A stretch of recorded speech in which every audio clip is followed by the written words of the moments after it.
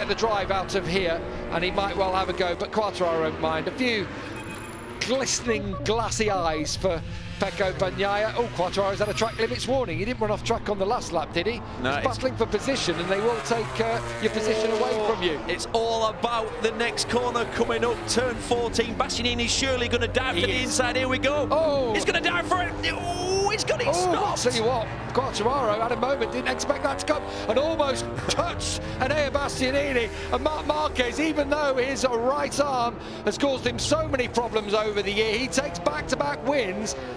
Honda 1-2. And it's a Honda 1-2 for the first time since 2019. Enea Bastianini is on the podium again here in Misano. But Fabio Quartararo, with 4th place, becomes the first French rider in history to win the MotoGP World Championship, with Valentino Rossi in his last ride on Italian soil up to 11th place and across for 10th across the line. He said a top 10 was possible, he's done it. But you feel with Quartararo winning on a Yamaha, the baton has been passed to the future in this sport. At 22 years of age, the same age Rossi was when he won his first championship, Fabio Quartararo is your MotoGP World Champion in 2021. Wow, and it has not been easy, has it? He's had to work on himself, he's had to be consistent. But you know what? He's done it with a smile on his face this year. Obviously, he's in tears, the emotion. I mean, he's an emotional type of character, and I bet he can't believe it. Remember when we first heard about this kid when he was 13 years old, junior world champion? Everybody said, this is the man who can take it to Marc Marquez.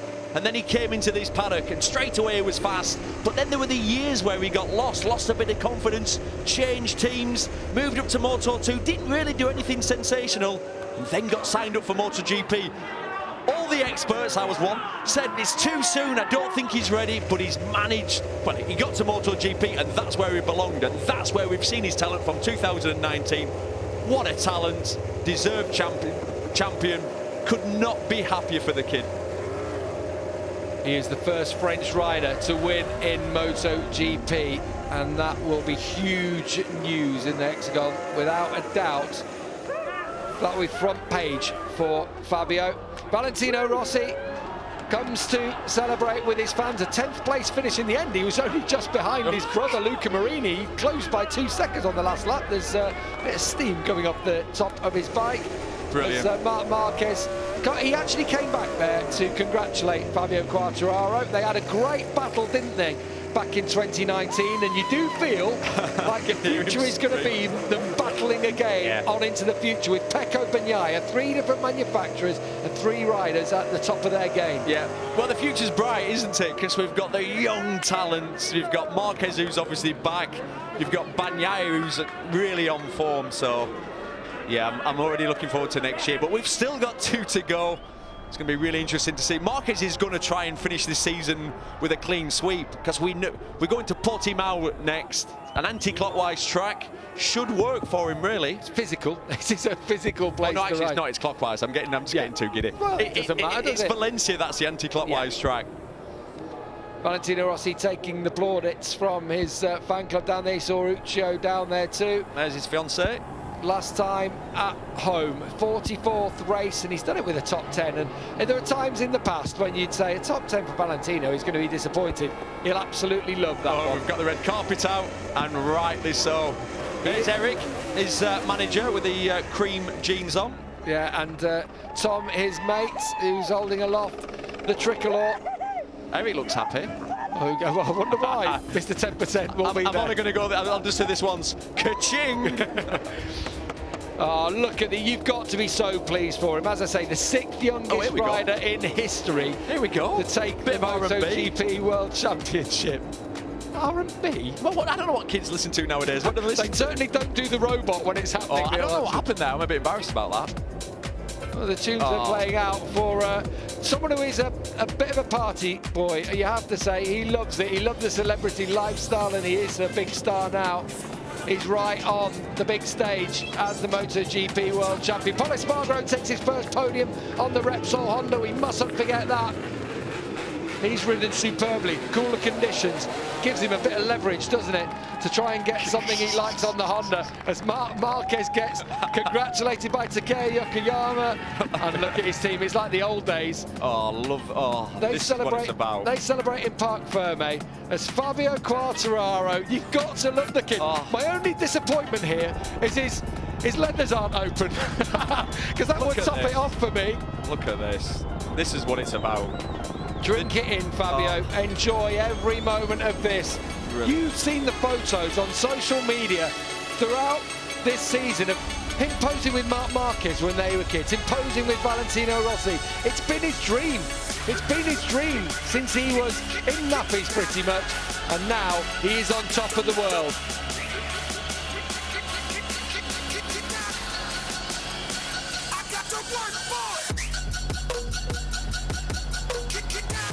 Yes, he is the world champion in MotoGP, and you've got to be happy for the kid. The workout, behind the scenes, the injuries, the money, you know, the investment, the dedication from the parents to move from France. They moved to Spain when he was such a young kid because he'd got this raw talent. So they had to take him where the best riders in the world were, and that was, I love all this. You got to love that, making a proper show of it. It's like the Super Bowl, this. And rightly so. Mariah Carey's going to come out in a minute singing. You know, we're all fans of Fabio Quartararo, and I'm sure at home he's captured your hearts this season. Last year, he admitted it himself. He said how he crumbled. I'm not so sure about what's going on. It's like a BT Sport advert. Absolutely superb from Fabio Quartararo.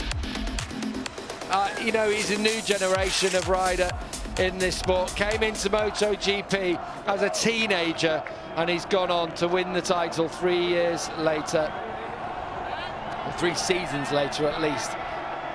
And Marc Marquez knows he's got another man to challenge him to win any more titles in MotoGP.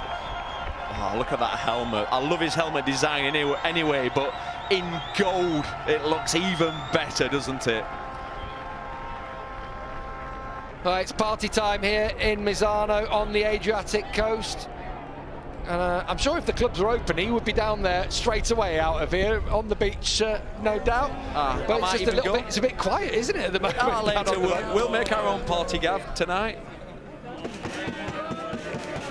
Marquez rode well today, you have to say, keeping the pressure on Bagnaia, was handed victory in the end by Bagnaia's crash. We mustn't forget. And what about Enea Bastianini again, Neil, riding up there to the podium? From 16th on the grid. Look how he's ending this season. He's had, that's his second podium. Obviously, he was on the podium here last time. 6th in America. Unreal, unreal. Valentino Rossi enjoying this one, and who can blame him? He deserves every single moment of applause. It's hard to know which way to look, isn't it? No. Obviously, you got your winner in Marc Marquez, you got Valentino Rossi taking the plaudits from the fans, and of course our new world champion, El Diablo.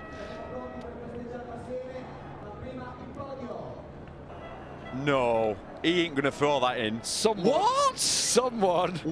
is about to have the souvenir of a lifetime there. Oh my, I cannot believe he's done that. Rossi never throws helmets in. That's a real special thing. Can you imagine that? What? Fantastic. What a beautiful gesture. Yeah, that one. I can't believe there wasn't a scrap for that. Well, you know there will be. There will be. It's going on right now. Thankfully, they cut away from it. That's the main thing.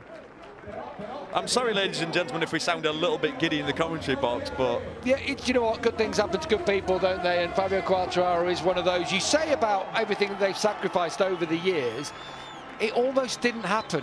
It almost... his dream was fading at one point. Was. You know, he struggled. He never took that win until he went up into Moto2 and actually had to switch teams. 4 different teams in his first 4 years in this championship. And suddenly, Johan Steger felt, Razdan Razali saw something, and now he's world champion. Meanwhile, another one with a bright future is Enea Bastianini, a second podium of his rookie season. Another fantastic ride and another podium at home. How do you feel? Very strange, because after the qualifying yesterday, I think it's impossible to do same at race 1. But at the end, I pushed a lot in the last part of the race. And my paces was really nice, like the first Misano, and he stayed incredible. After I think he's crash Pecco, and from 5 I'm go in 4th place. And at the end I see Fabio very close. I think now I have to push over the limit, and the last lap I stay incredible for me, and I'm arriving in the 3rd position. It's a very strange podium for me. And congratulations. Thank you.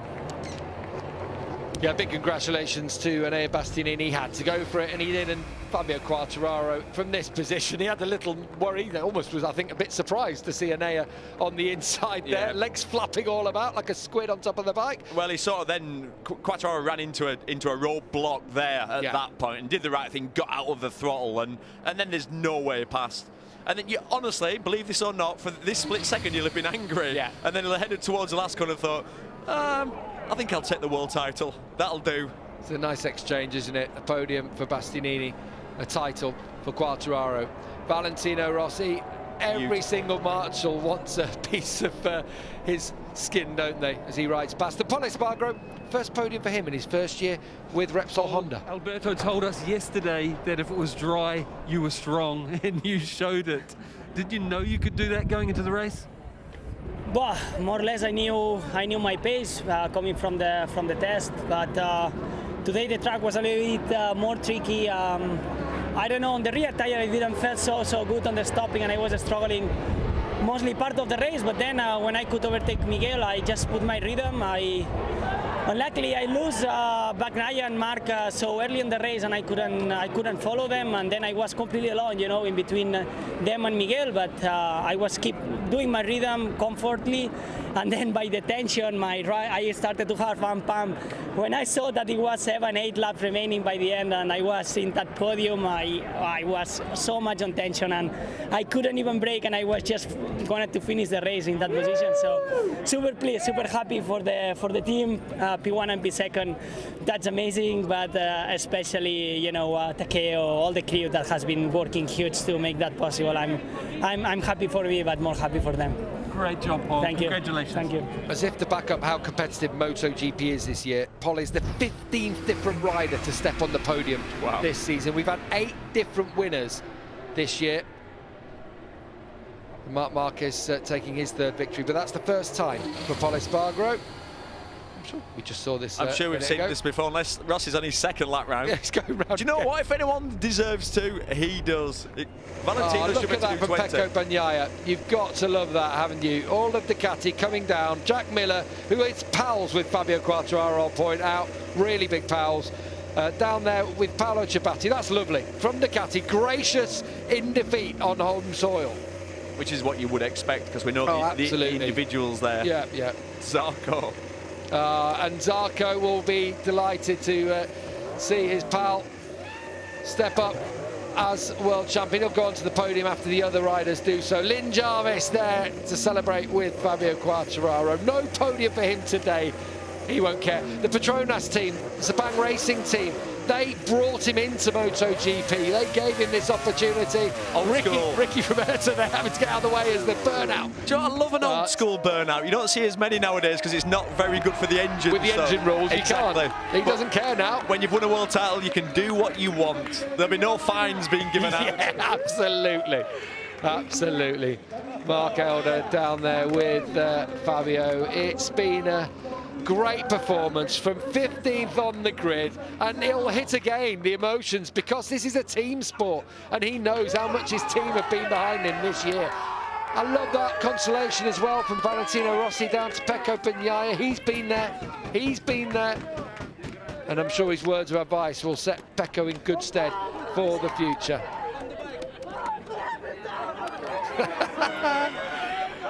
Tell you what, he's going to take someone's head off with his visor. He's not going to have any voice left, let's admit it.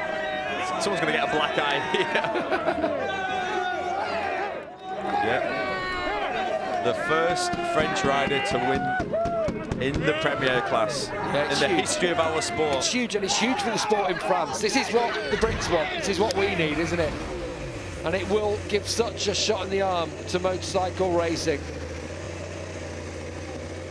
I love that. It's respect. You know what? They are Both great ways. sportsmen in MotoGP across the board. A healthy respect between the riders at the top of this championship.